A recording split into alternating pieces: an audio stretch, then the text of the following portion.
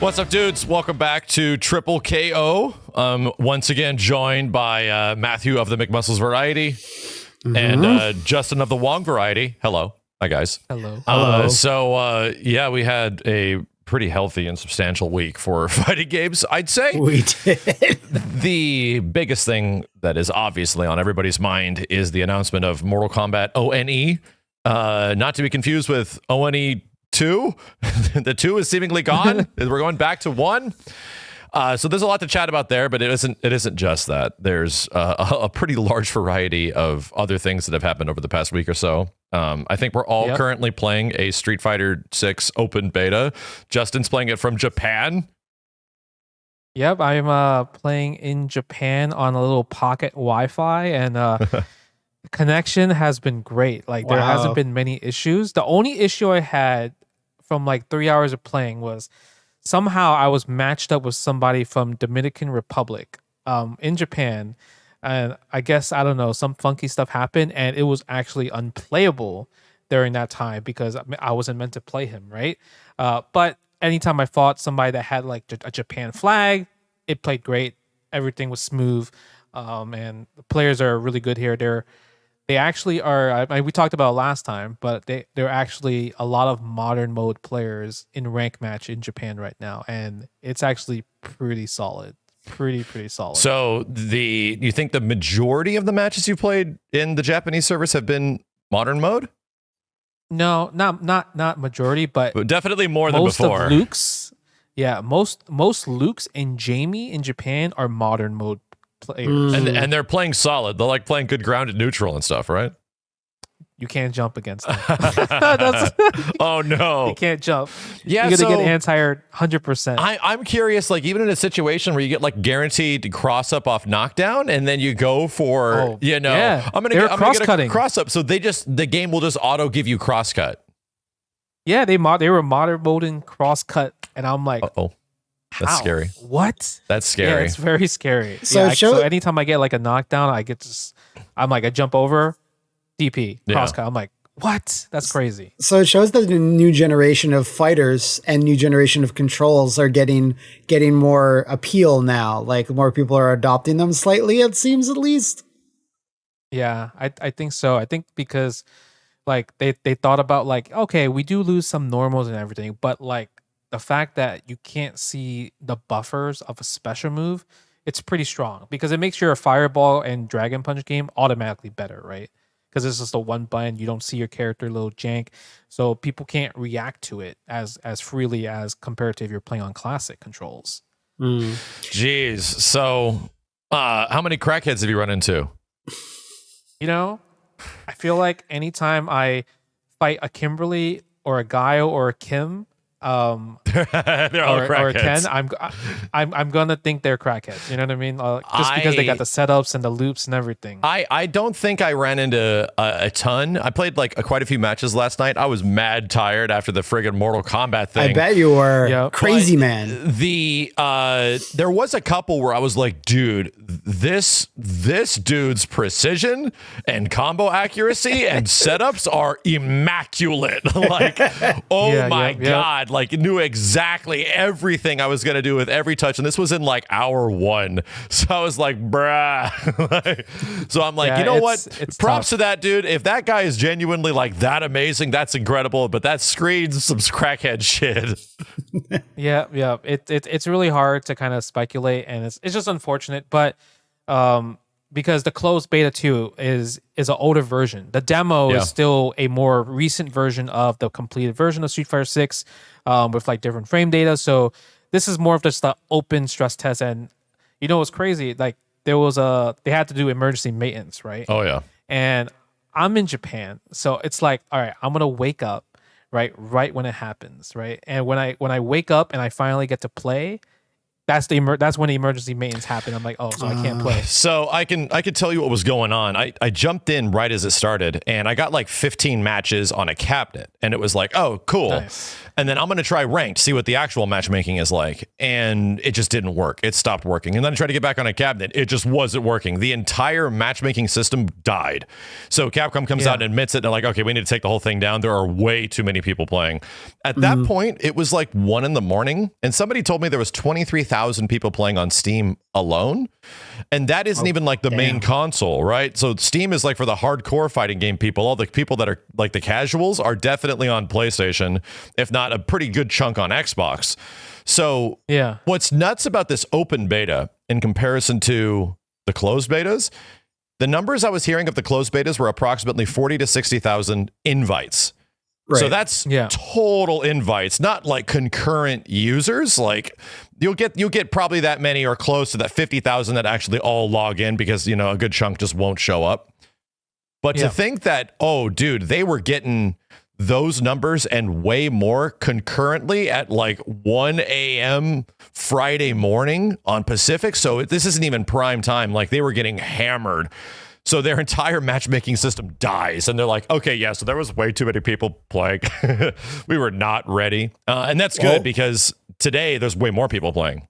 And this is the whole point of an open beta, especially this close to launch. Do you think this open beta was always planned, or do you think people actually said, why can't we get the full open beta? And then Capcom was like, oh, okay. I don't know. It feels like it was like kind of like a gimme. Like, yeah, you know, here's the old beta. We'll just make it open, have fun. It felt that way. And then the whole thing died in the first hour. So to me, this felt pretty necessary. Like with a little bit of hindsight now, if this didn't happen, like this on launch day would have been disastrous. People would have been pissed off.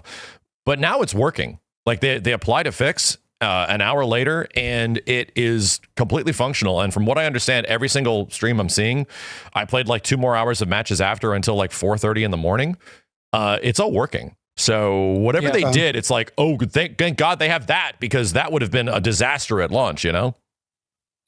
Yeah, because like you don't want the memes to happen, right? Like I think like Street Fighter 5 when the game launched, there was like that error. It was like error number something. And then that was just like the meme because it just didn't work. DNF Duel had it for the beta at the same time. Guilty Gear Strive loading system. Like you don't want those like terrible memes when you want to start your game. So the fact that Capcom did open beta and then like they announced it right away they need to fix, and then now they fixed it, everyone's happy. Like they can avoid that for launch. Hopefully they can avoid that. That Street Fighter 5 error should have become like a character, like Ermac. Error macro, literally. Exactly. Like it would have been versus Big Mac. It would have been a powerful character. Everyone would be scared of him. But like when Street Fighter 6 launches, it's like even if there is, you know, people will be angry if like online doesn't play. Fortunately, there's this gigantic single player mode you can play in the meantime. Like if you want, it's there, which Street Fighter 5 famously had very zero of single player content to really do. I think it didn't have the arcade mode, or it did. No. It didn't have it at launch. It didn't not at all, right? What you're saying is correct. The reason Street Fighter 5's launch was so bad was that when the netcode was not working and the matchmaking was unfunctional, there was almost nothing else to do except survival matches, and that was it. To get colors, yeah.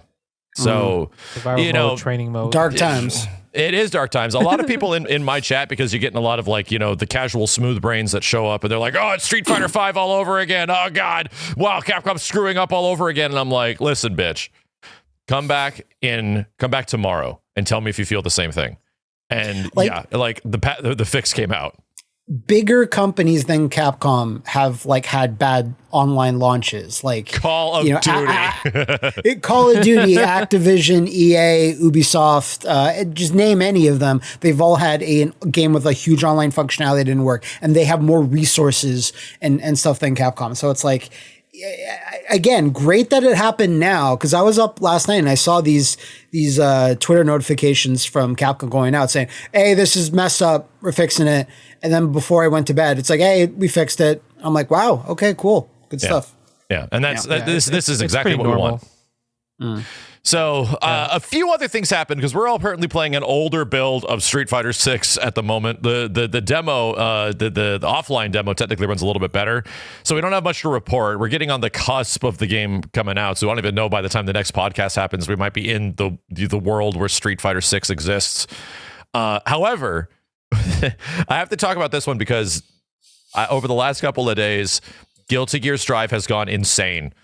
They have chosen the path of pure chaos, and they're like all these fans that were complaining that our characters were too simple when the game came out. Oh, we're gonna whoop your ass. We're gonna bend you over and beat that ass because here comes Asuka. It's that man, and he is absolutely freaking insane. Have you guys seen like the breakdowns of this character? Yeah, there's like a 7-minute long video. I haven't watched that yet, but I watched his initial trailer, but not a breakdown. Yeah.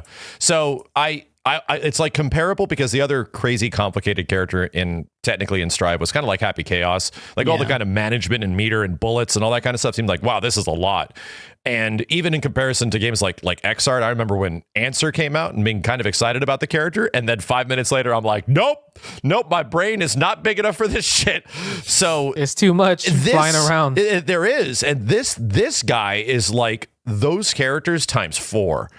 So they really went ham. He is kind of like the epitome of like he's like the boss character of the game is what it sort of feels like, and they want him to feel like a boss character. He's like Guilty Gear Strive's fucking Gargos, right?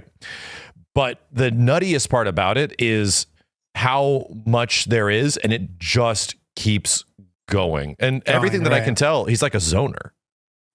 Yeah, it's like a zoner, and it's like he has like 3 like kind of like variations that you can go through, and it's like it literally looks like you're playing a roguelike fighting game, right? You just keep throwing different material, different projectiles, different objects, and the objects are just insane. Like I'm looking at it and I'm pretty sure like every Potemkin player probably saw this trailer and said, I need to quit Potemkin right now because I'm so glad Street Fighter 6 is coming out. There's too many orbs. Like there's just too much stuff that he can do. But the problem is obviously, he probably could be very, very hard to play, very technical because of that. But it should be interesting because obviously I think Roman Cancel will always make things easier. You probably could dumb him down to a point where you don't have to use everything at first, but I'm really excited to see like what Guilty Gear Strive players will come up with because it looks like it's going to be like a super field day when it comes to it. Like, cause usually when you have a technical character like Happy Chaos, or like Testament, like they have like that one thing you just have to focus on and then that part's the only technical part. This character seems like there's like 50 things. So yeah, I mean, it's going to be an interesting character because it doesn't really remind me of a Guilty Gear Strive character, kind of like more of like a Grand Blue fantasy. And you know right? what I was kind of saying, this character is like a Blaze Blue character. Like this is one of those nutty like magic characters. Somebody says their name is like 9 or something. I'm really unfamiliar with Blaze Blue, but like crazy mechanics on mechanics, and they just like are unstoppable in terms of how far they're willing to take this shit. I use the comparison where it's like I feel like I'm watching a Final Fantasy 14 character. And they just hit a level 120 and were introduced to the 35th new mechanic that job class has. Yeah. I have a much dumber point of reference, as I tend to do. Really reminds me of the Ivan Ooze boss character from Mighty Morphin Power Rangers, the Fighting Edition. That is exactly what I was thinking of. Floats there, throws out tons of magic and shit on the screen, and you just have to deal with it. So, like, again, I played Blaze Blue for like 1 month of my life, like total, like that's the amount of time I like the characters I like. So like, 9, don't even know. Yeah. 9 is so cool. 9 is literally, it's a mage, a witch, in Blaze Blue, waifu witch, one of those type of characters. Is this going to be like, is this going to be like that weird whale penis monster boss that Max found? No, that one fighting, Blaze Blue monster boss. The one crazy Guilty Gear boss. Guilty Gear, right? Sorry, it's like a dog man fluff creature thing. What boss is this? Is this Asuka or something? We talked about it. It's got a weird. Oh, I remember. That's right. Yeah, it's the weirdest looking shit. It's like what happens when Guilty Gear devs go completely like unchained, and you get something like that. But anyway, I think it's cool, right? It sparks an interesting conversation of like complexity and simplicity when it comes to certain characters in fighting games, and nothing in this world is just black or white. Like I want crazy, complicated horse shit, and I want no, things need to be easier to play and simple, which are like kind of like what Giovanna is, which is puppy kick girl that rushes at you and throws you. To the point where it's like something in between is like the best bet, and even as like a diehard like KI player, which took a lot of beats from Guilty Gear historically, we were getting into season 2 and 3 of KI, and some of those characters I was just like Mira. Yeah, like Mira too much, and even Conra was like the first one, and then Cinder came out, and I'm like, buddy, I don't even know what to do. Just like give me a thing that works. And it's some of the things got really complicated, and even more so later on. You get to like the Shin Hisakos or the Kilgores, and their game plans are so obtuse and nuts that they're just Guilty Gear characters at this point. So that's not a bad thing, but to a degree, it's like, sometimes if there's too much of that, a game can just come across as like, I'm gonna have to dedicate a lot of damn time. So again, it's like an in-between is usually like the best bet for a lot of situations. Like Guilty Gear cast is like clearly separated from like cool guys for everybody, and then everyone else, which is like every other type of character is just like a weirdo usually. Like Giovanna, like Leo, these are like cool characters. They're like, look, they just have just have cool people. They just have like a basic weapon. They do a thing, and then you have something like Asuka. I saw on Twitter, Justin just wrote in caps, Asuka. And I didn't know what the reference. I didn't know what was currently happening at that very moment. So I was like, "Is he talking about the wrestler, the Tekken character? Who's he talking about?" And then I'm like, the news card starts rolling. I'm like, okay, I see. I guess it is. Asuka is a common name, like like you said, it's very common. Are we not disappointed that this character is not actually called that man? Because I am. I think that'd be more interesting. That would have been more Guilty Gear, wouldn't it have? Like, they did do Bedman, right? They used Bedman, right? They had the question mark and everything. Yeah. They should just named him Dis Guy. DISGUY. Dis Guy. GUY. Just that online internet language. Boy.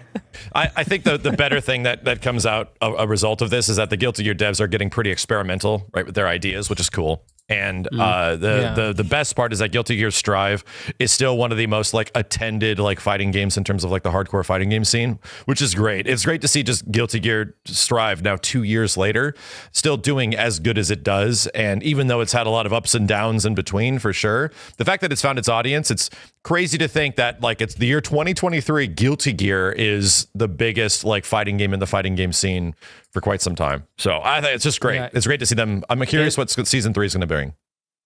Yeah, it is so good. Just because, I mean, not many people knew what Guilty Gear was, but now it's just like it pretty much led the forefront of like the start of the pandemic and the talk of like every company needs to use rollback netcode. Yeah. So it pretty much was the start, and then every company kind of like followed suit at that point. So Guilty Gear did amazing wonders for fighting games the last few years, for sure. It's kind of like the tone setter, Yeah. And it feels like it deserves more success, to be honest. Like seeing it like a year or something later, it passed 1 million units. I'm like, that's bullshit, man.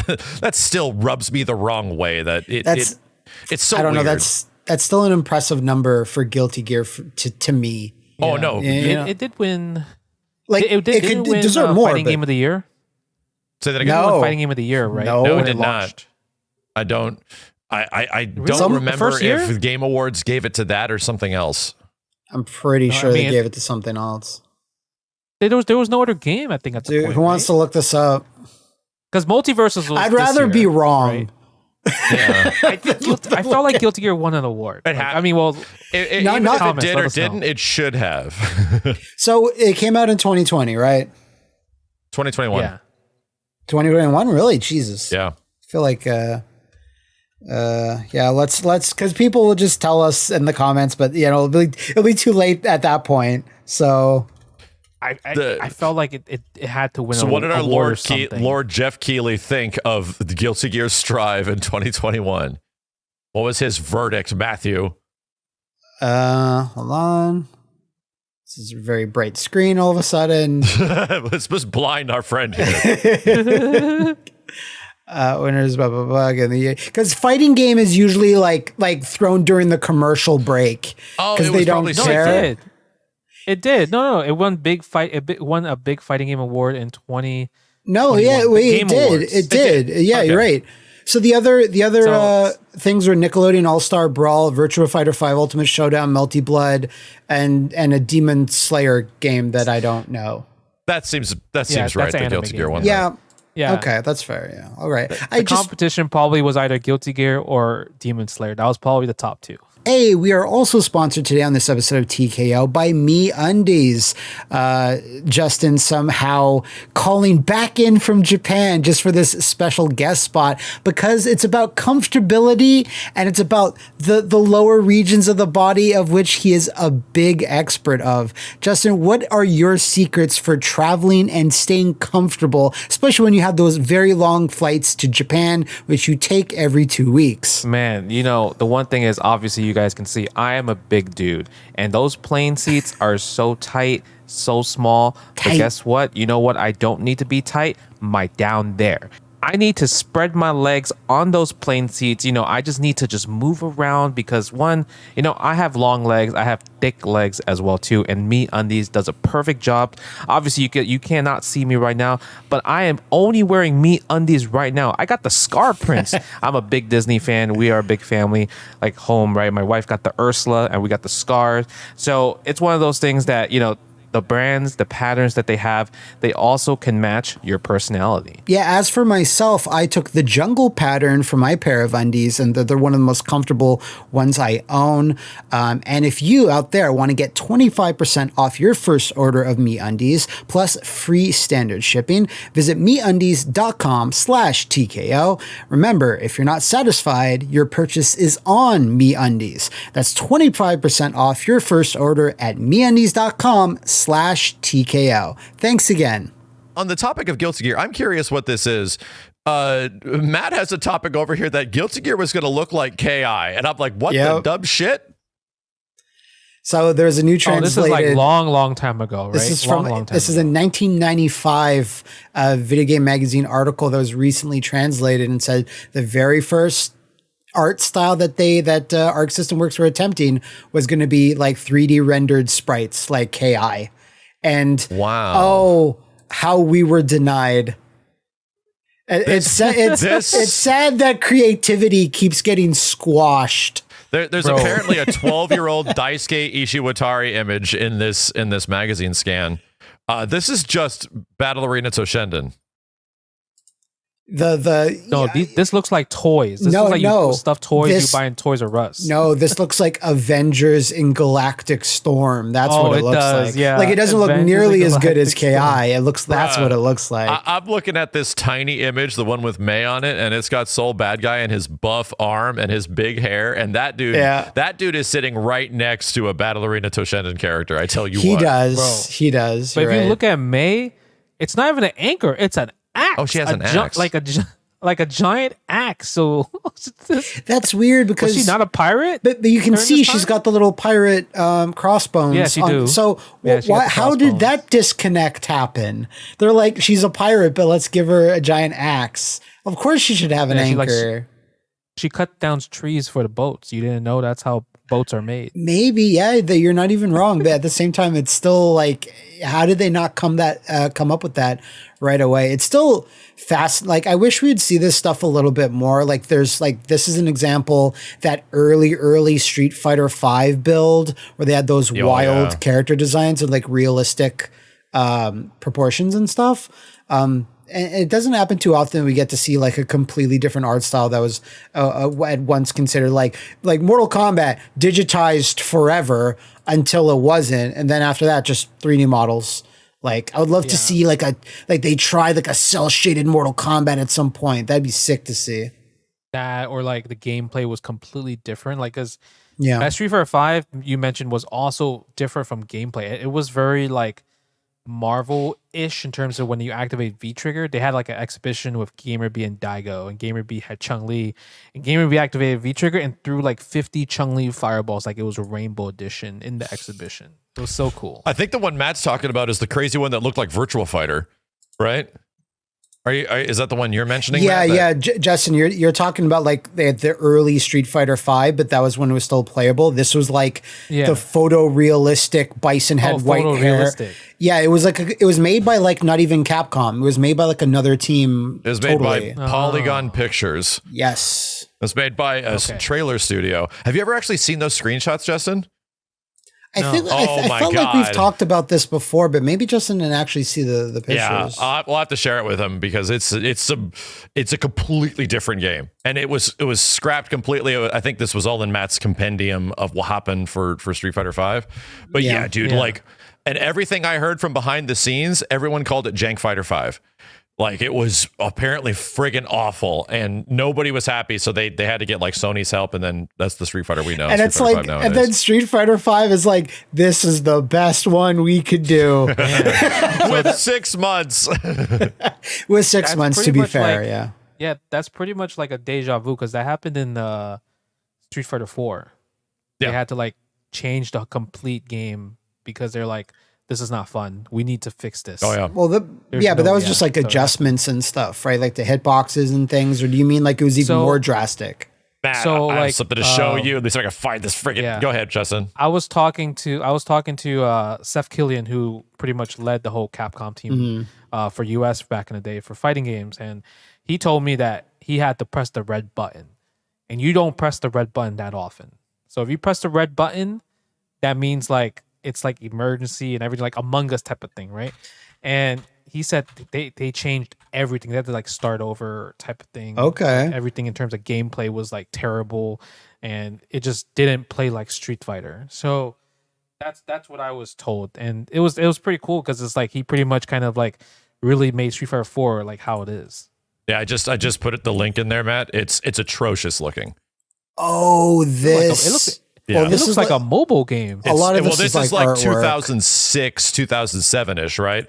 And yes, I think we have to give Seth a lot of credit for Street Fighter 4 because he was essentially putting his job on the line to like be like, no, this stops here. Like, this will not work out, dude. And apparently it played even worse. Like, this is back when it had 3D hitboxes and stuff. Yeah. So yeah, this I've not seen this. Like, I've seen this maybe once ever, and I completely forgot about it. Yeah. Okay. This is.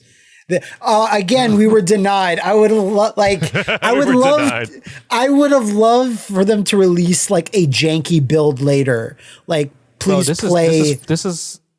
please play it when it was garbage. This is literally. It looks like if they want to make a Third Strike Part 2, like Fourth Strike or whatever. Yeah, Justin, the screenshots more further down below are like kind of what it was in game. The first couple are like pieces of art, though, I think. Like mood pieces. Oh like, my god. The one in the airship hangar. Yeah, the one in the airship hangar. Look how amazing they look. Like, when people complain when Street Fighter 4, like, oh, they're too muscly, like they look like action figures, I don't like them. Like, show them like this is what you were saved from. Like, it looked way worse, man. So that's Justin, amazing. so you can see this one. Here's the Street Fighter 5 early alpha that they canceled. This is like the conceptual one that was not made by Capcom internally. This is what it looked like Ryu with his big hair and, you know, the sash over his chest, which is kind of reminiscent to Street Fighter 6 in a way. And then the big one is where you see Ryu versus Bison, and it just looks like a Virtua Fighter. It looks like a Tekken or something. It kind of looks like Fighting EX Lair a little bit. A little bit. It does. It's giving me Maximum Impact type of vibes. Yeah. A little bit. King of Fighters, Maximum Impact. Yeah. That was completely scrapped, and fan. so was the early Street Fighter 4 stuff. And thank God people spoke up because holy shit. I mean, that Bison skin's kind of good though. Like, I kind of like this little Attack on Titan thing going on with his skin and everything. So, yeah, early development of fighting games is something that's like fascinating. I don't know if we'd be able to make a full episode about that because we just covered 3 big ones, which is like early Guilty Gear, early Street Fighter 4, early Street Fighter 5. Yeah. And it's kind of tough to come across stuff like this. It is, yeah, right? Because it happens very rarely. That would be kind of cool. Yeah, that's true. It's like they don't want to show their flaws and everything. Oh, yeah. I guess it makes sense. So speaking of want to show that big fighting game developments, guys, we got a new Marvel vs. Capcom. Did you know that?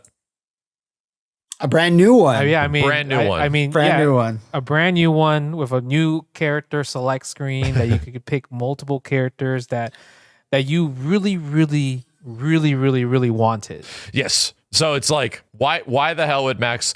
A lot of people were confused. They're like, bruh, nothing changed.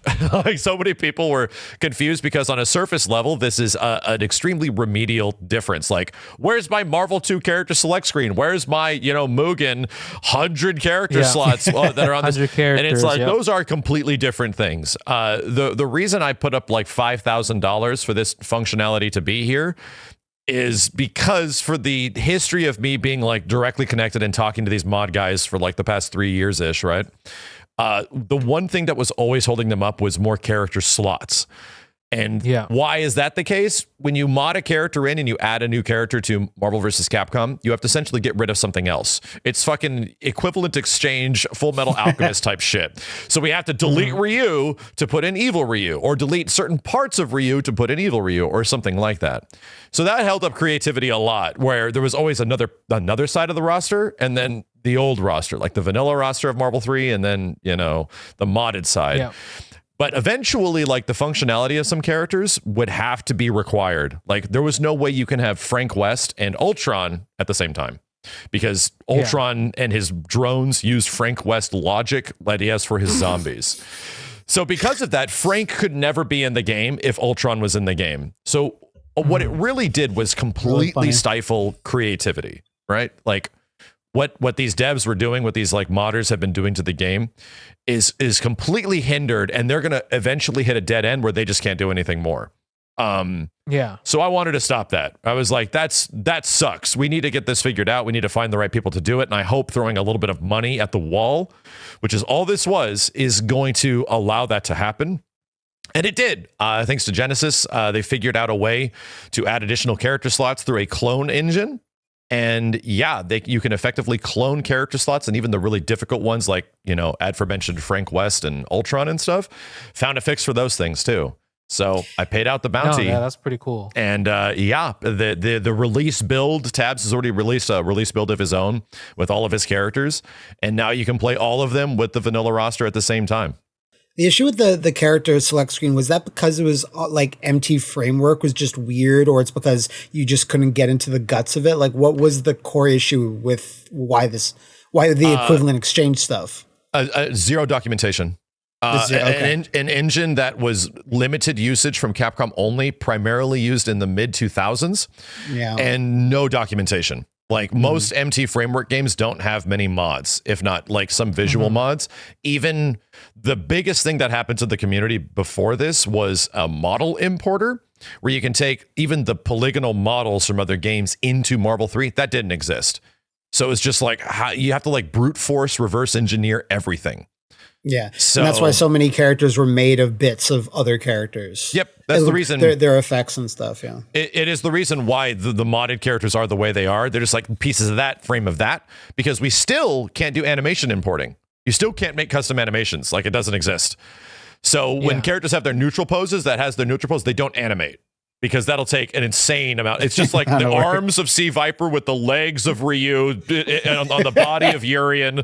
It's crazy. So the amount of effort that goes into every single character, and the fact that they look as good as they do, is truly a testament to how talented these folks are. How insanely talented everybody is. And now that we got some modders that are working on like back end stuff, like actual like engineering parts of the engine, is cool, because the character select screen will be an eventuality. Did you guys see how the characters are selectable on the select screen now? Yeah.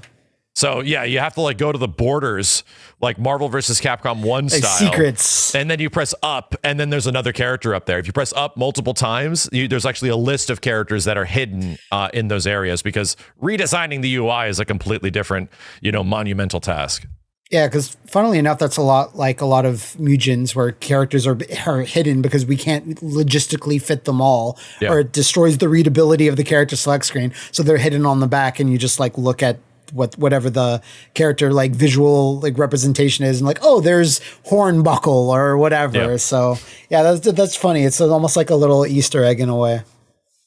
So it's available now. I'm really excited for that. I'm excited to see all the like because obviously they do like Kevin Ha and Tong, they do like pilot swap tournaments, but now it's like you can kind of fuse that together, right? You can have palette swap with, like you said, the vanilla Marvel, and then new synergy will be born and everything. So it definitely gives people more of an opportunity to play Marvel 3. Yeah. Just because like Marvel 3 is like one of those games where it's like, even though like you have to play on Parsec, it's gonna be delay based and everything like that. Even if you don't play online, you can spend hours in just playing training mode. Yep. This is that much fun. It's truly like one of those training mode games where if you're like a training mode warrior, you can do good at this. I remember like the Japanese players complaining about that with like Street Fighter 4, where it's like you could become really good at Street Fighter 4 just through training mode and like vortexing people and stuff like that. It's kind of true. And Marvel 3 was kind of the same way, where you can just become a god by just learning all these mix-ups and full touch of death combos and stuff like that. The craziest part about like modded Marvel 3 is that even in the past when there was Marvel 3 tournaments and they were doing palette swap characters, those are the new characters, with the old characters, they're like, okay, you need at least one palette swap character and you need like maybe at least one regular character or something like that. The regular characters still dominated the shit out of the game. And even if it feels like the palette swap characters are broken and busted, like they're still relatively undiscovered, where you're still going to get wrecked by Doom and Virgil and Spencer and Nova and like all these usual like top tiers. They still wreck you like super hard. So like a lot of it feels like unbalanced, crazy, and broken, but shockingly, like in comparison to how unbalanced, crazy, and broken regular Marvel 3 already is, they're just in line with that stuff. Yeah, I think at that point for like those palette swap characters, they're mainly more for like just combos. Like their combos just look way more insane compared to, I would say, like the vanilla characters. Yeah, for sure. So big shout outs to the Marvel 3 mod community. You guys are doing literally God's work. All I did was throw money at a wall in the dark, and I was just like, fuck it. I'll do it's the least commitment I could possibly do. I hope something happens, and believe it or not, it actually happened. Matthew! Yes! Sorry, I just had an idea. Did you realize that summer is almost here? Matthew? No, but I didn't, because I'm in Canada and summer starts in like another 2 months, but dang it. Yeah. Well, summer's almost here for me. And I mean, I live in California, and we're obviously getting it's always summer. We're getting our beach bodies ready. And Manscaped is our sponsor for today's stream. And they're here to ensure that our beach bodies are going to be ready for all this crazy stuff that's going to be happening. And we're going to get our grooming and hygiene on. So thank you, Manscaped, for once again sponsoring our stream. They're dedicated to helping us increase our confidence level and get a full body grooming game with their latest performance package 4.0. Matthew!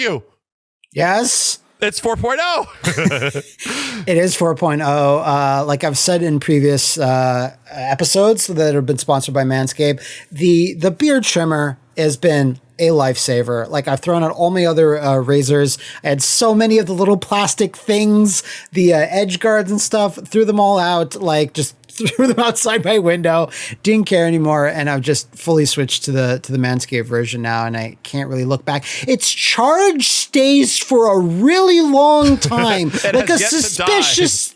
It's suspicious how long the charge stays in there. Like I charged it once and like literally weeks ago, and I use it like a couple of times a week. So I don't know what magic Manscaped's been using on it, but the beard trimmer has been like an absolute lifesaver, and I've been using the crop preserver a little bit here and there when there's a special night out on the town. I gotta be spelling my best. I'm sorry, everyone. I'm not as good as on this as Justin. Justin's in Japan right now. Justin's a professional. He's definitely a professional.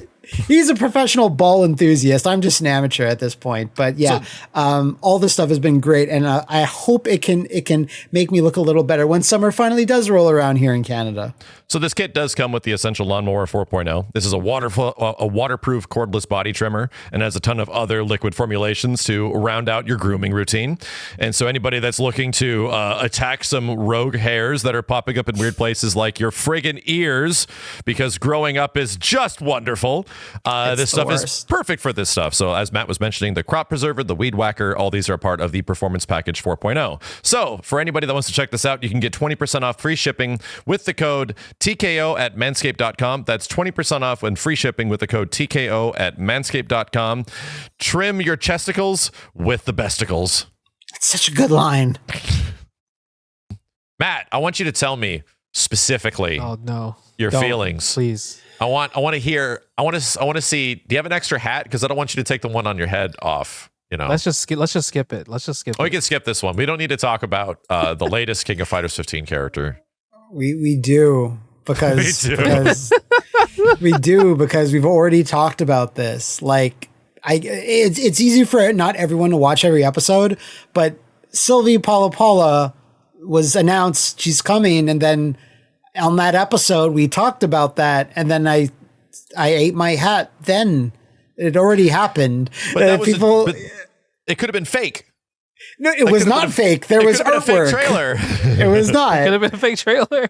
That being said, Maximilian, I saw your reaction to this character in video form, and you can feel the nothing coming through your gritted teeth as you're watching it, and like you find the one or two things like that's neat. She has arms.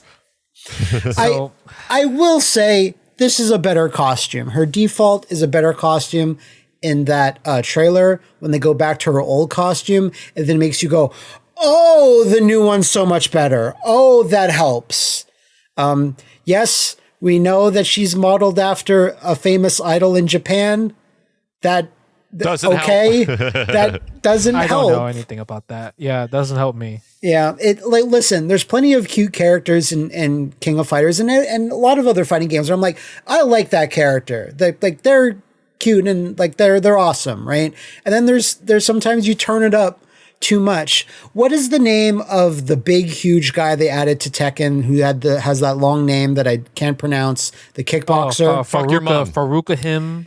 That is also in the other direction too hard, where you're too muscly, you're too like edgy, where I'm like, that's a little overdone. It's a little too much, yeah. It's the same with Sylvie Paula in the other direction. It's like I like characters somewhere in the middle of that, but yeah, her costume does look better. I don't need to eat my hat because I already did it on a previous episode. But hey, more content to KOF 15. I can't hate on that, you know. Yeah, the game's still getting updated. Yeah, the crazy part about Sylvie Paula is that SNK did a very smart job in terms of balancing. She's actually pretty freaking good. And King of Fighters is like one of those games. It's where if you are a competitive player in tournaments, you're gonna have to you're forced to play the meta sometimes, right? And Sylvie Paula is one of those characters where you're gonna see a lot of like players from like Mexico, South America, Asia pick up this character because she has really good combos, really long combos, does a lot of damage. She also has an infinite right now, which probably would get patched out. Don't do it. And it's like the most degenerate infinite because it just does it's a command grab, and you can like combo the command grab into another command grab. So she just keeps popping you up in the air like this, and it does like no damage. So it's like a timer scam at that point. Does she make horrible screeching noises while doing so? Not as much. Aww. Not as much. Yeah, not as much. But boo. You're going to see people play this character in probably like tournaments. Like people were already asking, is she legal at Combo Breaker this weekend? Like it's like I don't want to. I just need to know if she's legal because people are trying to like probably play her or like worry about her because she's pretty freaking good. And I guess that's like a silver point because I feel like if she was kind of like normal, whatever, I don't know if people would buy her or whatever. But because it's like she is good, it's kind of like you're forced to buy the character, right? That's kind of how DLC fighting characters kind of work. You know what? It's being a DLC character. It's. Weirdly enough, not the character for any of us. However, I wouldn't be surprised if like Sylvie ends up being like one of the better selling DLC characters because characters like Lucky Chloe, from what I understand, were one of the more popular characters in Tekken 7. Really? Didn't know that. Yeah, she was one of the Chloe's kind of sick though. Chloe is one of the more played characters in Tekken 7 overall, from what I understand. Yeah, so but like they did it right though. If anyone's like, I really like cute characters, don't direct your hate towards us. Direct it towards Kenny, because Kenny hates all of them equally. So don't direct your hate towards us. Look inside yourself and find the hate there. Anyway, shout outs to KOF. More fighting games getting updates close to like the worst time, right? Yeah, wait, Max, is it true that SNK was like, Max, do you want to check out Lucky Chloe? Do you want to check out Sylvie early? And you were like, I'm busy that day. Yeah, I can. Okay. You know what I said? I said, you know what? I've been greedy with this KOF and KOF community. I got early access to Kim and Sam show characters and give it to somebody else. And I was like, you know what, guys? I really feel like my position, I'm taking advantage of this community. I'm going to give Sylvie Paula Paula to the world. Right. And they're like, Max San, how noble of you. And they hung up the phone. So I don't know if anybody took up the offer, Amazing. but Sylvie's out now. Yeah, I don't know. But I mean, like you said, King of Fighters 15 will have more updates. I mean, probably the next one that we'll see, which is going to be pretty cool, is Gonitz. Gonitz will be added, and he's free to play. He's free, pretty much free. Like you'll have him for free. He's probably will be added into Boss Rush and everything like that. So that'll be pretty cool. Justin, chance his boss fight is actually hard. I think zero. I think zero because Rugal was such a disappointment. Like I remember that day because it was like, I was like, all right, he comes out at midnight. I'm like, damn, I'm gonna be up till 6. I gotta stay up and play, right? And I get him. I'm like, I beat him in like 5 minutes. I'm like, come on, bro. Like, no, this is not. I wanted 94, 95 Rugal. Like, give me that one. Yeah. They didn't give it to us. So Gonitz, I mean, he's also known as like a very hard boss in 96. And he was a spammer. Right? He spams the freaking typhoons everywhere, and I doubt, like, he'll probably have that move, but I doubt it's gonna act like how it worked in King of Fighters 96. Name 3 characters you want to see as like a team, like from SNK that you want to be in the game, like right now. Right now, like playable characters. Give me Team USA. I feel like we're old Team USA. Sports team, yeah. No, I want my Brian. I want my Bradler. Lucky. I want my Heavy D. I want those 3 back. Like, dude, they're overdue. Dino himself would buy that so many times over on so many different platforms that it would like cover the cost of making those characters for SNK. So I think that's smart. I want a team Real Bout. So 3 characters that were only introduced in Real Bout Fatal Fury. Han Fu, the Jackie Chan guy with nunchucks. Bob Wilson, the capoeira guy, because there's no equivalent right now in the game. And probably Franco Bash. He's a weird character. That's the big boxer, right? He's the big guy in the blue. He kind of looks like Hagar a little bit. I think that'd be a cool team. Man, I already got like Gauro and Sam Show and all this stuff. Like they were already appealing to my tastes. So I think I would like to see Metal Slug characters fully realized. Actually, I mean, we had Neo Geo, Battle Call, exactly. Marco. Yeah. Max's team would be like 2 Metal Slug characters and Shenwu, and that would be the team. No, what do you mean? We have Metal Slug characters. You have Ralph and Clark. But they're what is that game called? Ikari Warriors, yeah. Yeah, but aren't they like friends with the Metal Slug characters at the very They end? exist in the same universe. Like, like it's not like they can't, be around. Wait, then Metal Slug is real. Of course it is. Yeah, there's a stage in King of Fighters 15. Oh, that's true. Of course. Slug. I'm so stupid. Yeah. Of course it is. Yeah, it's I feel like that's an eventuality. There's like aliens. Anyway, whatever. Aliens and shit. Whatever, man. What do you? Mars People is a very sick character in SNK vs. Chaos. Okay, come on. And to be fair, in Maximum Impact, I think there's aliens too. Like, good. Wait, really? Doesn't really matter. One of the bosses is like an alien, Jivatma, or like Louise Merink. She was like an alien. Yeah, what is his name? The girl with the butterfly iconography. She's like she looks like what's the character we hate? Ingrid. She looks like Ingrid. What's the character we hate? She looks like Ingrid, but she has like butterfly stuff, and she did some magic things. And then Terry looks at her and goes, "Jesus!" That's all I know about Louise Merrick. That core memory unlocked. Oh god, something from way back in the day. She vanishes. She just teleports. He's like, "Jesus!" And I'm like, "That's amazing, man. Terry." Anyway. And last but not least, before we get into, we need at least like 30 minutes to talk about the big news. Hwoarang added to Tekken 8, and he looks great. Max he does look great.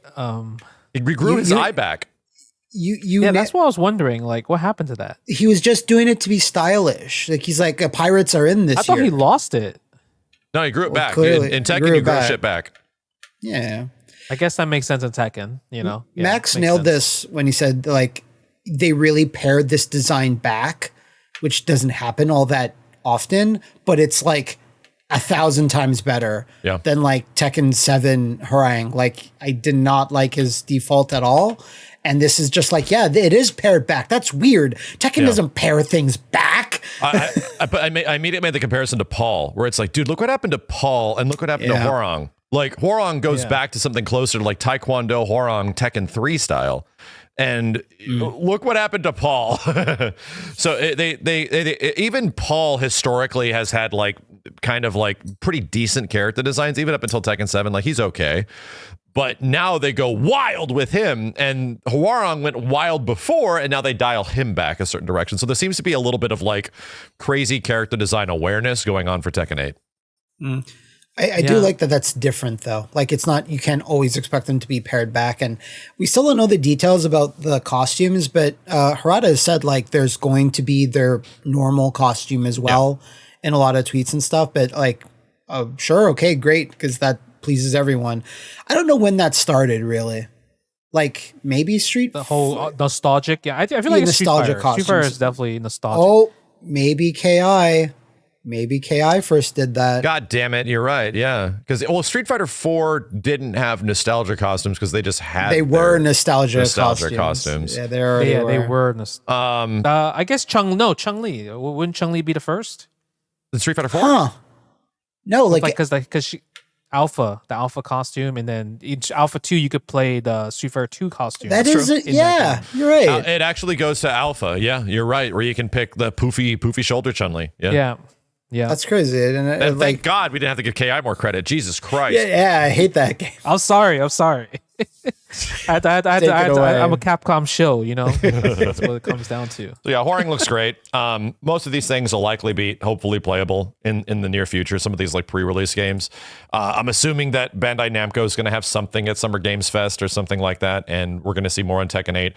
Hopefully, by the time this podcast goes up, you know, the same week of the PlayStation experience, PlayStation Showcase, whatever the heck it's called, there might be a Tekken 8 reveal there. I have no idea, but I hope so. You know, there's just more stuff. We're eventually going to get to that Tekken 8 guest character down the line.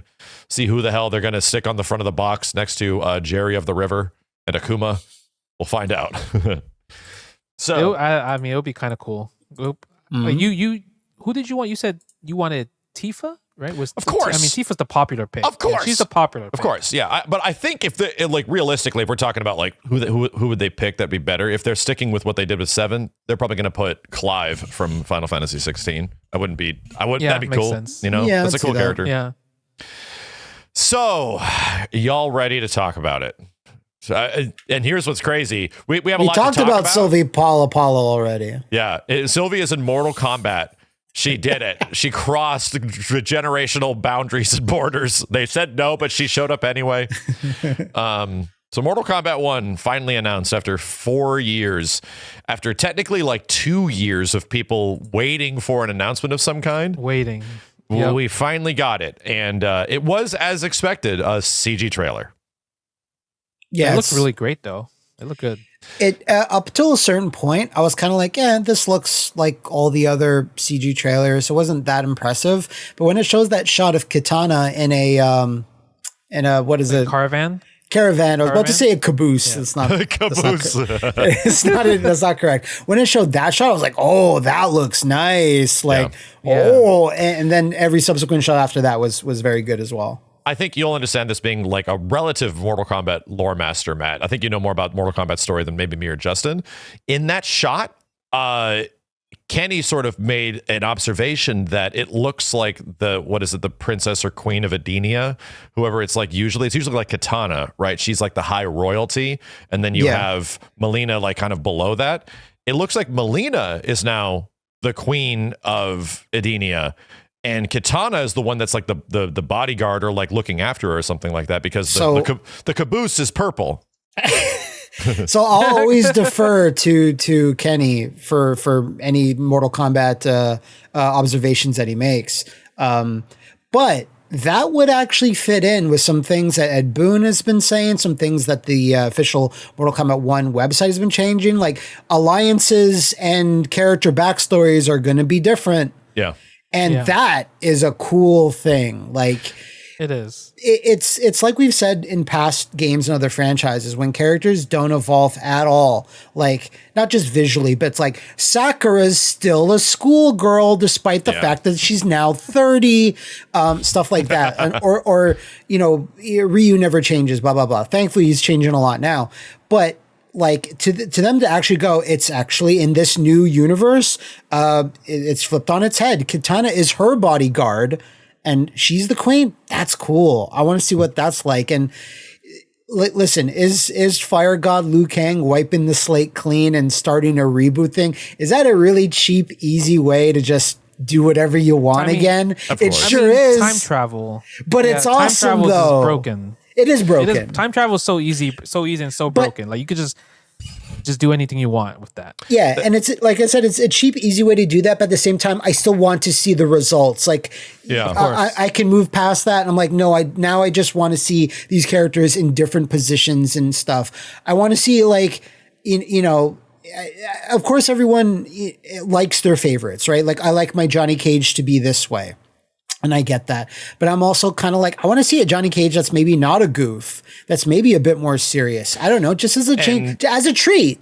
That was the sort of impression I was getting from this whole trailer, is that the sort of like goofy nature that Mortal Kombat has kind of had, where it's like some jokey characters and stuff. All the Earthrealm characters are, you know, kind of like Marvel MCU characters in some way.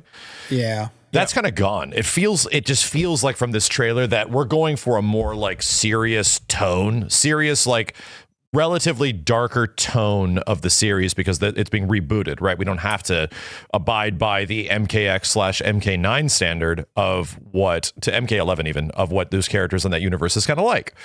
So to me, this feels a lot different, and we'll see ultimately by the time it comes out. But I'm almost like questioning like once again, character design wise that we're seeing here, everything's like super toned down, like literally back to one type of tone down. And how is that going to apply to the rest of the game? Is this even a game that can have cyborgs, right? Does that even fit? But you know, we'll talk about a bit more of the news that came out today. Thanks Amazon Italy or something like that, apparently. But the crazy thing about this trailer is that I don't know if we can infer much of the gameplay from it. Usually most cinematic CG NRS trailers get you an idea of like what the game's going to be like about, like maybe mechanics wise or something like that. And yeah, we get the cameo thing from this a little bit, but no, I have no idea, bro. Like they have fatalities. Like that's it.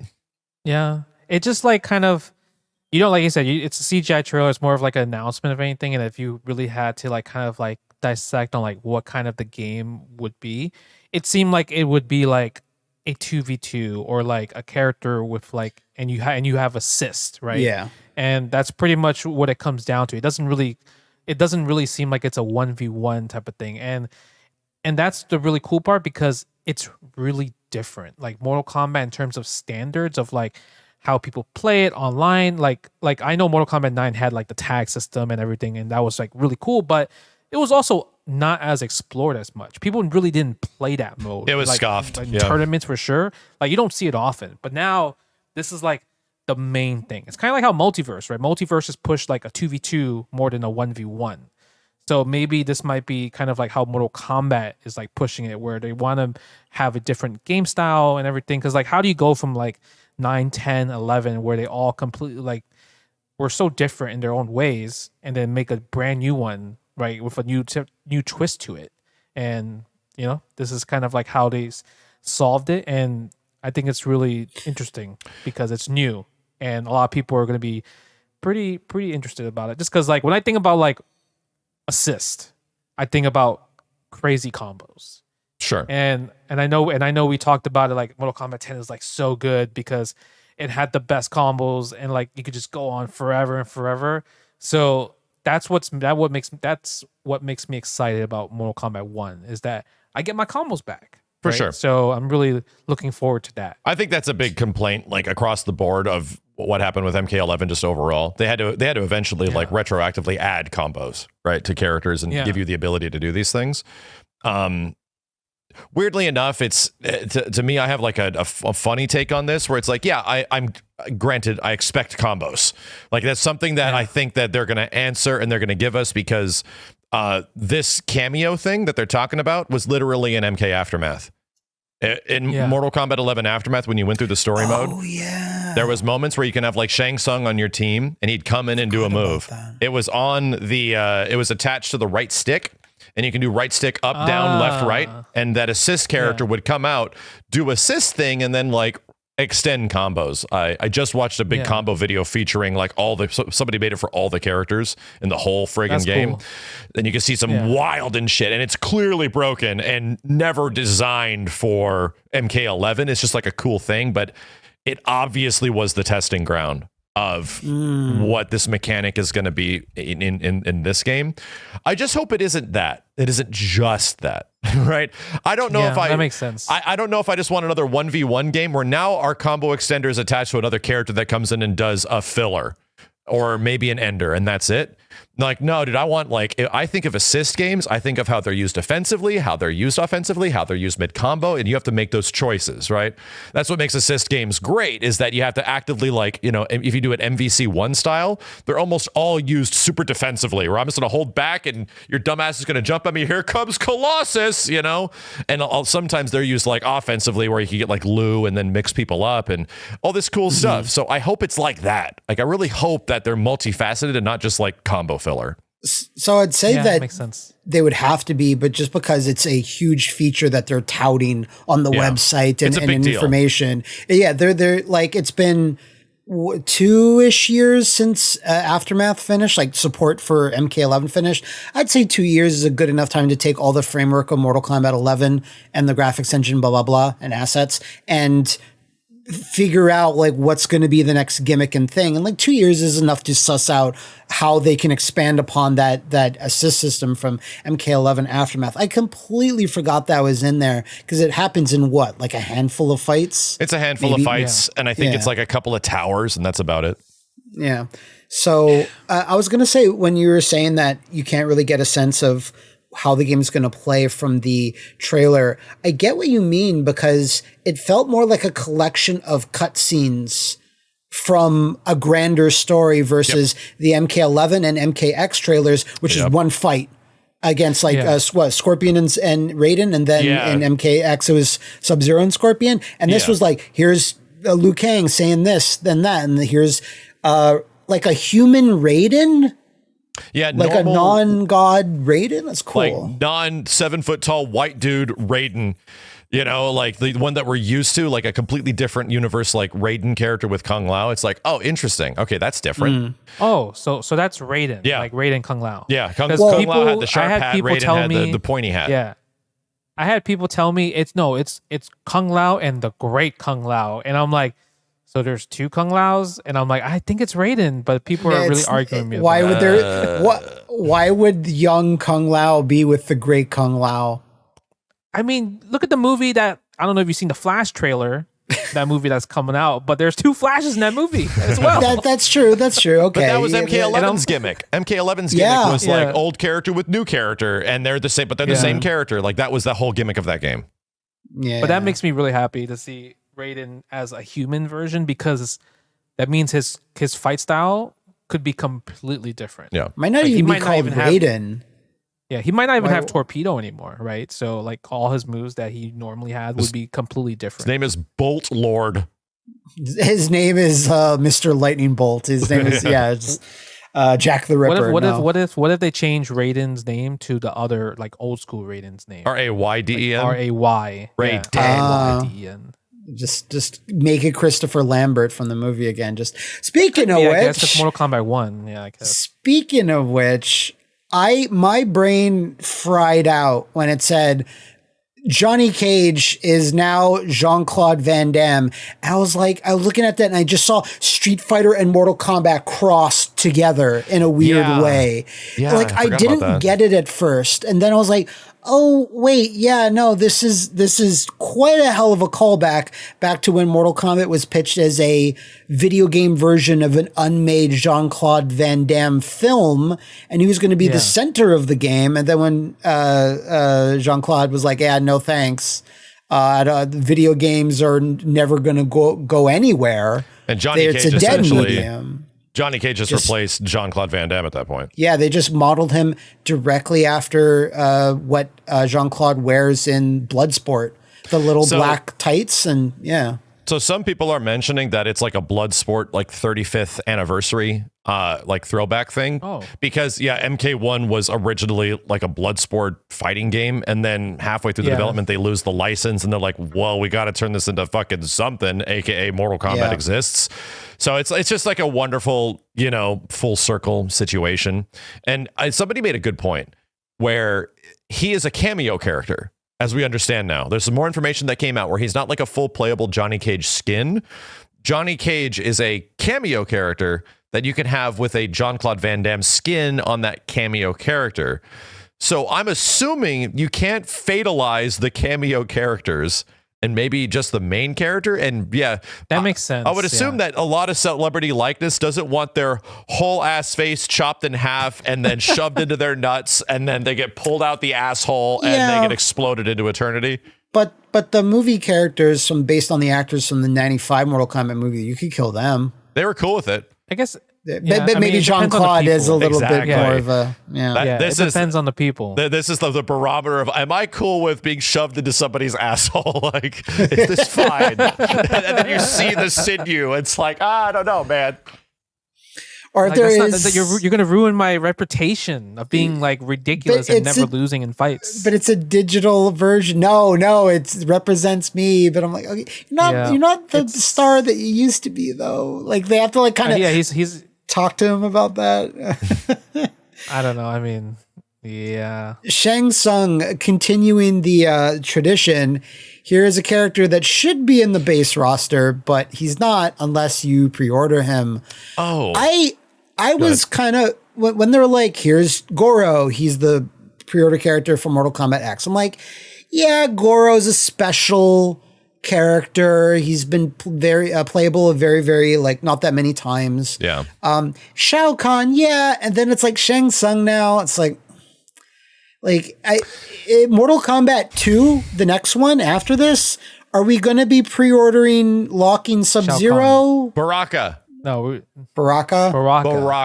Oh yeah, Jobber Baraka. to the stars. He is completely a jobber. You know what I realized that because I like obviously like the younger looking like Shang Tsung. I think it looks cool. I think it's got a really cool design.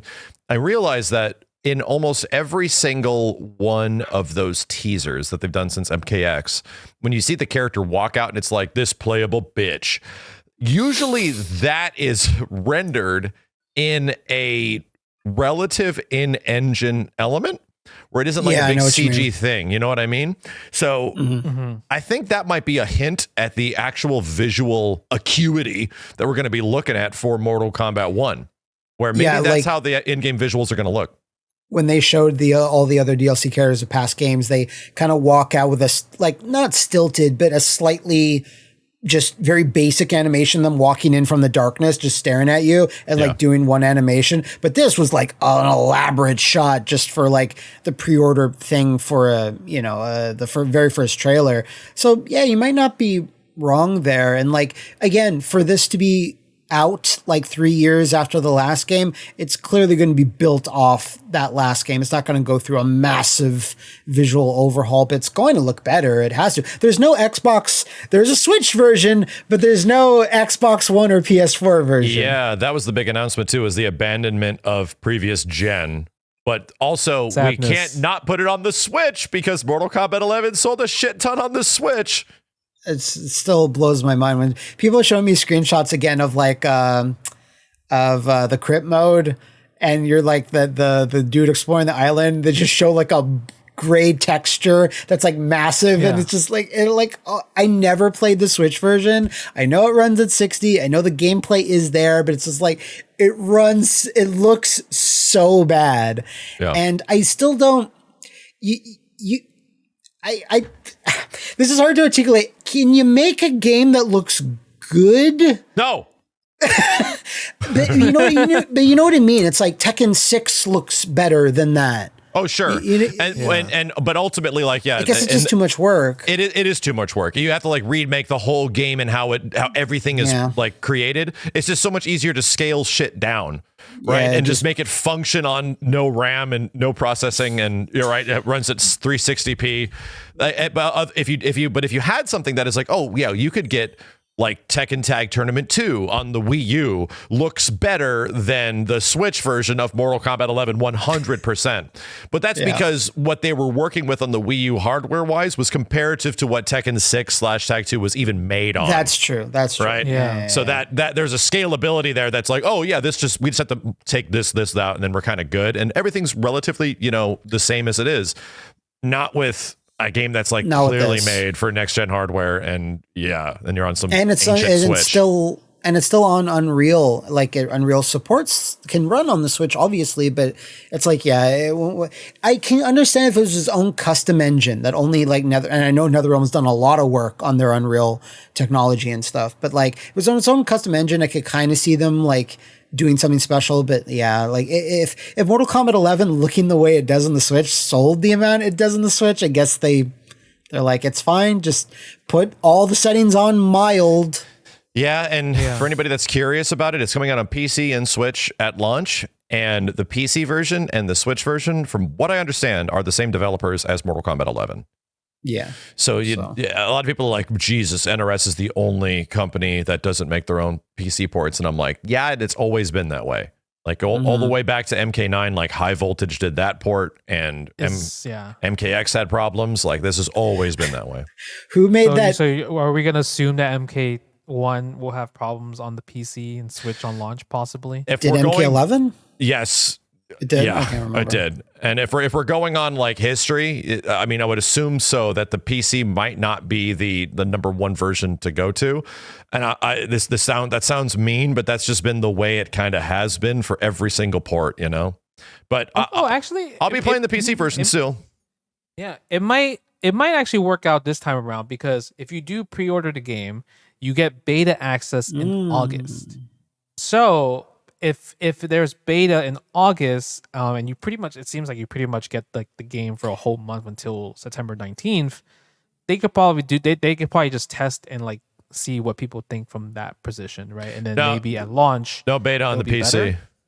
Oh really? No, it's not for PC. No crack. Oh, they saw Street Fighter 6 problem and they said, "Nah, we're not doing that." Apparently, it's only for Xbox and PlayStation.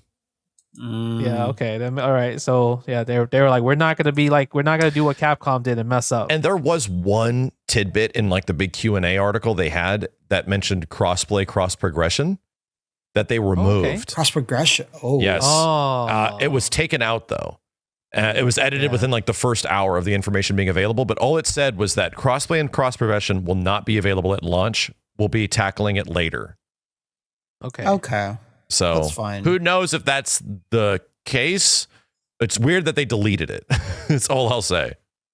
Because maybe they just couldn't get it to work or something. Because that behooves, like, even if you do get the Switch version, it's like play that on the plane, and then your progress or anything you unlock carries over. Like that'd be sick. Yeah, that would be sick. There might be like a limitation to how far that goes, which is why they're having to change that verbiage, because they're maybe still tackling all that shit. Yeah. By the way, it's probably because of timeline. Because it's like, like the fact that Mortal Kombat announced on a few days ago, and then they're like, oh yeah, the game's coming out in September.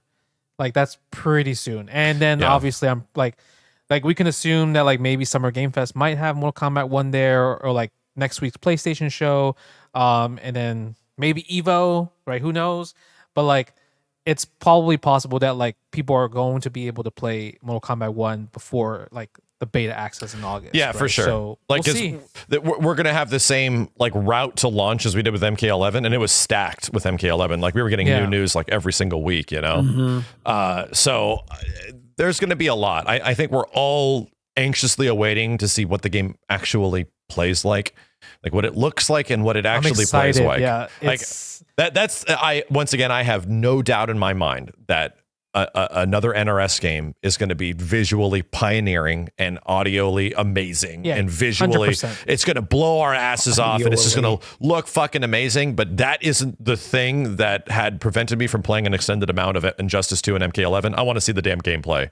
Like, I want to know how does it play, dude? Combos. Even just combos. Like, how good is the movement, right? How good are the defensive options? Because like defensive options have to counter offense. So, like, I want to see like how that stuff all stacks up, because in some of the previous games, I just haven't been super thrilled with it. I was like, so like, because we have two really, really, really big fighting games coming out this year already.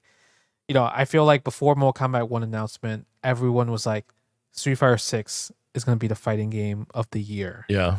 But now Mortal Kombat 1 announced. Good question. Right? That kind of changes the competition's got a little tougher. but what I have to say, Mortal Kombat's traditional cinematic story modes, after everything we know about World Tour mode and how it works and stuff and how in depth it is, I'm not sure if a cinematic story mode that we've seen before is going to cut it. Like, it has to have some differences now, because I've seen people talking about theories about like maybe there's going to be moral choices where you can like affect the game that'd be cool. more. Sure. And I'm like, that's all I'm asking for, because you remember in MKX it had these weird QTE moments that did nothing. Yes. Like, it was like, oh, dodge a scorpion spear, and you didn't lost like a fucking little matter. bit of health. That was about it. If there are actually big, and it's a lot of work, but like if there are actually big differences like that in the story mode, where like you have to do a second playthrough because there's all this shit that you missed, like it has to do a bit more, because World Tour mode, everything we've been seeing of it just seems like here you can really get engrossed. It's the conquest mode that NetherRealm used to make. So that's and that's the funny thing about the end of Injustice 2 and MK11 is that they tried that, right? It was at like the end where it's like I could be shitty Superman or Batman man, or at the end of like we have Shang Tsung ending or this, but it was just at the end, and your actions leading up to that I don't think really had any impact. So imagine something that was multifaceted and like, triangle arcs and crazy shit that's going to lead you to a point where you have to make a decision. Like a Telltale game used to be. But that's ultimately like Telltale puts all their money into that shit, right? We were curious where it's, oh man, is this the new age of the conquest mode? Because Street Fighter's doing it, and usually like other things are just seemingly doing similar shit right around the same time. Maybe Mortal Kombat's going to have a big conquest mode. Who knows? Like, they kind of started that shit. But from the information, from the information on their page, no. Like, they're like, we are doing the classic cinematic story mode that they're known for, is what they say. So yeah, but just traditionally in the 3D MK games, conquest has kind of like been a smaller thing sometimes, depending on the game that you're talking about. Like the one in Armageddon was like kind of, small-ish or whatever. Oh, yeah. They could still do it, but again, 2 years to make all of this, like that's a crazy. It's tough. It's very tough. So I would like to see it though. Yeah, hopefully they don't have like a Street Fighter 5 launch problem where it's just like the timing is just maybe too short. Oh no, they'll have a ton of content. Like, regardless of how many like towers and things that go in it, like even them saying we're doing our wonderful cinematic story mode that you've come to know and love, it's like, okay, cool. That's going to be the thing that everyone buys these games for. I get it. I mean, the story is great. I mean, I love the stories in just Mortal Kombat. They're still entertaining, probably the best out of all the fighting games that have ever been made. But now storytelling is so good. Right. But now we're on like the fourth one, technically. I mean, if you discount MK versus DC, which it technically had the first one, but of that trilogy, 9, 10, and 11, that was its own thing. So now you're on like a fourth game, sort of. I kind of, now it's like maybe you want something new. It still have the cinematic story mode because it's a back of the box feature, but you got to do something else with it, something a little bit fresh. You don't have to reinvent the wheel. I was going to say, right below the gameplay, Max, you're saying like, the gameplay like didn't hook you as much as MKX. Right after that, it's like, you have to also tell me what the economy is. And in the website, it mentioned dragon crystals. That's fine if that's the only thing. I'm not collecting hearts anymore. I'm not collecting all your Bofma dads. None of that shit. One currency.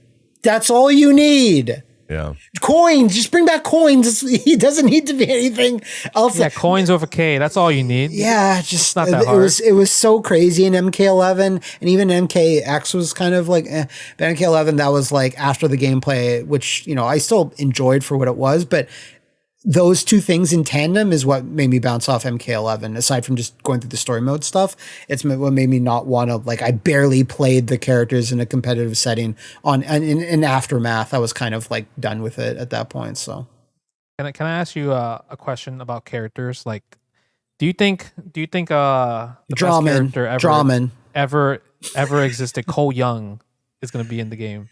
If he wasn't in the last game as DLC, he's not going to be in this one. I think he could show up as a cameo. So? Well, maybe. I feel like he might be in the game somehow. So, talking about like cameos and characters and stuff, he's very popular. Do we even get into what happened at Amazon Italy? Yeah, I guess we have to talk about it because this isn't really like a leak. Like some insider broke into NRS and stole the backpack of the artist and of Ed Boon. Information, and I'm holding it hostage. Like, no, this was a fuck up. This information was officially put out by a retailer, by a source that had it. And Amazon Italy was just like, here is all of the season 1 DLC characters, and here is all the season 1 DLC cameo characters. And now this is like the second time they fucked up, because the first time was like the call, right? Like the public call, whatever. That they had. And they're like, we're gonna. I guess that was. The Mortal Kombat 12 is coming up and blah, blah, blah. So this isn't as much call, right? This isn't as much like a leak of information. Like leaks are like coming from internal sources or something, and all of a sudden they put something out like knowing that this should not go out. And this is like they put this out willingly. Like they're like, oh no, here it is. This is like when the Korean ratings board just says, here's a new game. Oh, here's a new Metal Gear remake or something like that. Yeah, like which they do every couple of months. Like Korea is just like, here's a brand new unannounced game that we just added to our ratings database. Yeah. So it's kind of like that. But yeah, even so, some of that information, I'm like, that doesn't seem.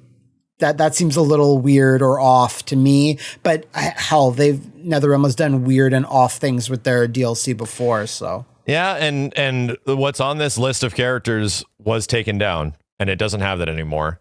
So clearly, like, of course, Amazon screwed up. They've been doing this with like Street Fighter and all these other things, like for plenty of other fighting games for a long time. So I guess we'll just talk about it because it's now official information that's out there. Season 1 of Mortal Kombat, Combat Pack 1, includes me and Matt's favorite character, Quan Chi. Yeah. I don't like him. Yes. I think he's cool. Quan Chi's fine. I think he's cool, but man, fighting him in Mortal Kombat 10 was the most hardest thing in the world. We remember. Mix Man. The next Mortal Kombat character in Combat Pack 1 is Ermac. That's a win. Yes. Ermac's a big win. I'm pretty happy with the next Mortal Kombat character. It is my boy Takeda. He's back. I don't know how. He makes sense. I don't know how. No, I think it makes sense. He was pretty popular in 10. Yeah, fuck He was popular in 10. Yeah, but we went back in time. Maybe the cameo characters are like bullshit. Like what I mean is like like the cameo characters will not appear in the story mode. Like what in the story mode, it'll be the characters we saw in the trailer. Like it'll be the ones that they want the story to focus on. Whereas the cameo characters are just crazy bullshit pulled out of nowhere. Don't worry, Matthew. There is a cameo character list, and some of them are like, oh, of course you stuck that weirdo in there. Yeah, of course. And then the big one is that there's 3 guest characters in that's cool in Combat Pack 1. There's 3. And they are Omni-Man. Personal favorite, yeah. Homelander. Yep. And Peacemaker. John Cena, we in there? All very modern and relevant superhero characters, you know? It is themed, to how NetherRealm likes to theme, like, here's horror, here's 80s action stars, now here's just super powerful comic book guys, and also Peacemaker. Yeah. So is it like hero villains? No, kind of. Like, is that Hero, anti-hero? Right? Yeah, that's true. And anti-heroes is the way to say it. Yeah. I have no doubt that they're going to get the Homelander likeness and the actor. I have no doubt John fucking Cena is going to be in Mortal Kombat, and we're going to get That's crazy. That's crazy. I just can't see John Cena agreeing to be like, yeah, I'll do some fatalities. You know? Like, I don't know. But he's Peacemaker, and I never finished Peacemaker, but I watched a couple episodes. People explode and people blow up all the time. Yeah, I haven't watched it either. So, the latest Suicide Squad movie, that was all over the place. Yeah, that's I'm just thinking about like the number one person that makes wish a kid like the wish a kid foundations happen. He's gonna just start doing fatalities. But in Peacemaker, he's constantly naked and having sex with everybody. Okay, so all right. He fucks everything in that show, and then he goes to the Make a Wish thing.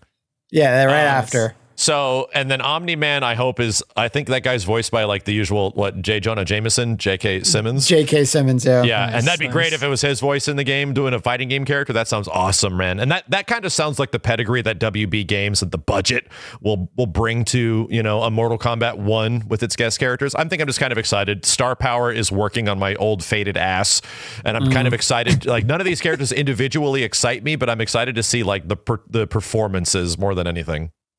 Yeah, for sure. So, are you guys ready to hear about the 5 cameo characters that are going to be making appearances in Combat Pack 1? Are you ready? Sure. Okay. Johnny Cage. Yeah, we talked about that. That seems weird. Seems a cameo. little weird. This is like a cameo character, and also featuring a skin of Jean-Claude Van Damme as a cameo character. Yeah. So if you're a cameo character, that means you're just like not in the game. Potentially a side bitch. Right. You're potentially a Colossus. Your own. I think the verbiage is their own unique roster. Like, they are not the main playable characters, is what the website said. The best comparison that we can put to something historically is, and this is kind of a weird one, Marvel vs. Capcom 1 on PlayStation. Mm-hmm. And on PlayStation, there was no tag. You had a single character, and you had all your assists on the side, right? So it's kind of like that, where you get access to a unique roster of assists, and you have your single playable character with no tagging. And that's what it seems like at this point. We don't know how deep they're going to go. Like, does it mean you can only use it so many times? Is there like a stamina bar? Is the breaker system attached to them? We have no effing clue. But it also includes other famed and popular characters, like Tremor is now a cameo character. People like Tremor. I Tremor's think cool. I think Tremor's like the perfect, like, if he was in one more game, then no. But he's like only in one, and he was a DLC character himself. I think that's kind of the caliber of character. I know he has his fans. I think he's cool, but like that's the type. Like, you want meat in there. You want mocap as cameos. Well, that gets me to the next one, which is a famed and absolutely beloved, but very haphazard Mortal Kombat ninja makes their return, and it's Chameleon. That's exactly what I'm talking about. Is it spelled with a K? Yes. Yeah. So that's the N64 female version. That's not the male PlayStation version. Interesting. I wonder if anybody knows that but you. Yeah, I'm sure Kenny does. Forgot it. Kenny and me. That's it. That's it. Probably catch up. And next up, we have and you know what? I just realized it's not the 2, it's the 1. Not Farah Tor, just Farah. Farah. I'd imagine Farah's Choi, right? Pretty much the little one. Yeah, the little one. Yeah. Yeah, little one. I think that makes sense for like an assist character, because you can't have an assist character that's 2 characters. I guess so. Maybe they're just too big. That could be it too. Yeah. It's like CVS2. It's Chang and Choi. Choi was an assist for Chang. So it's a Ridley situation. Farah Tor was too big. Yeah, okay. And then last but not least, the character that I feel like this is such a perfect character to be a cameo character. That's like, oh man, my heart.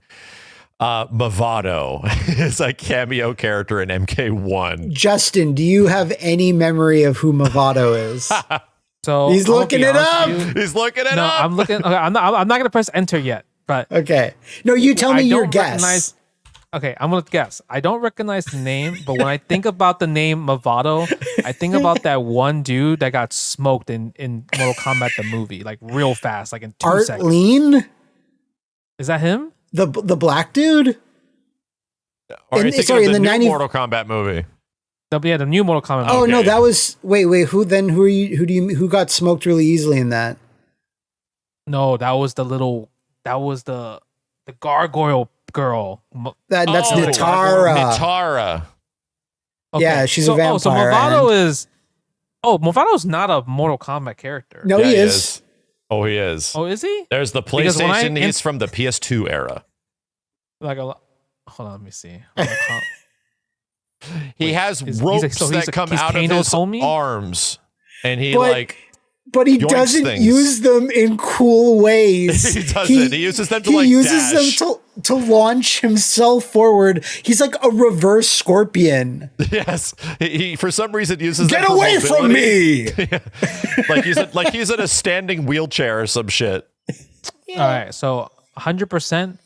There's no way they're selling him as a DLC pack. No one will buy Like, him. There's no way. Like, Justin, you should the see only way. his fatalities. Nah, there's no way, bro. I don't believe. Sorry, that. I feel Maximilian like Fatality. You only ever had one. 'cause nobody he's- knows him, right? Nobody. I we didn't know. We never forgot. Isn't he like, I think he gets mentioned during the last two games at some point. I think someone even mentions him. Anyway, he's just part of the rival clan to Kano's Black Dragon clan. He's part of the Red Dragon clan. And like literally, okay, he's not the worst of the 3D era, but he's close there. He's thereabouts where it's like, he's not the not a dirt. Draman. He's not a Su Hao, which should be on his own cameo character. Actually, fuck it. The entire story should revolve around Su Hao, and Liu Kang's like, we have to delete him from ever being created. And his weird baby But to be fighting honest, style. It would be kind of cool if they did a lot of cameo characters that showcased characters that probably would never come back as a main character. Kai. Yeah, this is where Johnny Cage is a Jarek. weird one, right? Where we're like, Yeah, that's a weird one. so for wait a sure. minute, Johnny Cage, does that mean Johnny's actually not in the game, or does it mean that main roster characters can also be used as cameo characters? There's a lot of questions here. Yeah. To me, it comes across as Johnny Cage doesn't exist in this universe.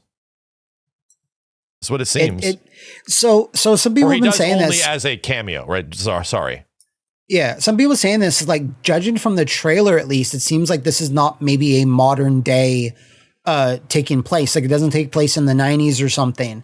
But we still need to have these characters in there for the people that like them. So cameo characters are bullshit pulled from other dimensions or timelines, but the main roster is the main characters of that universe. Sure. Yeah. Yeah. And that's kind of interesting because at the end of Aftermath, it went back to clearly the past. Like, you know, hundreds of years in the past. Ain't where no Liu cell Kang- phones and shit. Ain't no cell phones and shit. That's how you know. That's how you know when things take place. I'm fine if Johnny Cage gives a reason why he's not on the main roster. He's like, I'm busy. Yeah. Every time he comes out and does a kick, I got somewhere to go. Whoop. That's it. I'm waiting on my Starbucks. Whoop. And he leaves. Yeah. It's there's a lot of questions here. But I think there's like 2 out of the 3 Mortal Kombat characters in Combat Pack 1 that I'm like, fuck yeah. Like Ermac is back. Make him not look like a piece of shit mummy man without a nose. Can you do that for me, NRS? Can we get like MK11? Okay, yeah. I kind of like the mummy thing. I thought you were like, would you wanted the classic costume back? Well, I just want something that doesn't make him look like a goddamn roped up carcass. Like, He looked pretty cool in the 3D MK games. Like he was just Red Ninja, like, you know, with Red some Ninja. accoutrements and you know, he looked cool there. MK9 Ermac has an amazing Yeah. alternate costume. Like, holy shit. And they practically Yeah. like remade it in some way in Mortal Kombat 11, even though he gets dropped onto a spike. There'll be riots in the streets if this doesn't turn out to be true. Like I've seen like a lot of people, and I kind of agree. It's like, please let this be an excuse to bring back a human reptile, like a human looking reptile. And if they come out and like, no, he's going, and he's got like a tongue and he's doing all this reptile shit again, they're just gonna freak out, because that's been, even though there's been like, skins. There's costumes, There's skins and costumes. He still acts like a weird reptile man. Yeah. So if he does that again, people are like, no, this was the one chance. Just make him a cool human guy. You have to wait for MK3, because in MK1, reptile in the movie didn't look like a human reptile. Yeah, he had to go into the weird statue tummy. Yeah. You're not getting that, bro. You're not getting a man version until Mortal Kombat 3. Remember, I think Ketchup told us that scene with Reptile was added in as later. Later. They were like, we need another fight here, so they had to quickly come up with some bullshit as to why Reptile's here. And apparently, people in test screenings were getting bored, so they were like, oh shit, we need another fight scene. If we want to wrap up, is there one character you'd like to see, like just in a cameo, like one that you know of? It's like, no, that's the one I would freak out if they have even like main roster. Like, what is one? Let's keep it like in line with Mortal Kombat. Like in terms of core Mortal Kombat roster, you have to pick one character. I guess I'll go first because I already know Takeda's in it, and I don't even think that would be my choice. It's actually Smoke. I want Smoke back. Which Smoke? Human Smoke or Robot Smoke? I don't care. As a cameo? No, not as a cameo. As like just back in general. Yeah. Yeah. Who would I want to see as a cameo? Oh God! If we had to pick a cameo, I don't. Yeah, I have to think about it. So this is like one of your boys. This is like a lame character, but you still like them. It has to be that quantifies a cameo to me. Like. Motaro for me. Ooh, yes, excellent. I was going to say the same thing earlier. They reminded me. Motaro as a cameo. It's the best place to put Motaro, because he's a weird goat man, right? He's like a centaur, or a centaur, depending on the game. How do you make that shit work? Like, how does that work in? Like, well, but you can't use him. He's never you have to use as a cameo. I think that works great. Here's mine. A cameo character. It can only be a cameo character. It has to be Taven from Mortal Kombat Armageddon. He was the protagonist of that game. He was so lame. He was just man. Yeah, Dagon and Taven. Dagon and Taven, yeah. He was just, I have black hair and I have a penis. That's all he was. Impressive. That's all he would be good for to be a cameo. That or Shujinko from Deception, the old man. Like those are my ones there. Who do you want to show up in terms of like core roster? Who would you think should come back? It's so tough. Playable, not cameo, characters. Like actually like a real character. Yeah. I would want them to bring someone back that had potential, like Ashra from Mortal Kombat Deception. She had like a Raiden type outfit. She was like basically female Raiden, but she was like a demon hunter with like this special sword that was meant for killing demons. So she's like all like hellfire, sort of spawned enemies, demons, whatever. She ran around like something like that. I want something from the 3D era, but made way cooler, like how they did to Kenshi. Like they made Kenshi fucking cooler than he ever was there. So something like that, like Ashra, or maybe even Natara, the vampire, or as Justin said, Gargoyle Girl. That's good enough. Yeah. You couldn't really tell when you watched that movie what she was. So I mean, I would say Smoke is probably the best pick. My man. Like, Smoke is amazing, so cool.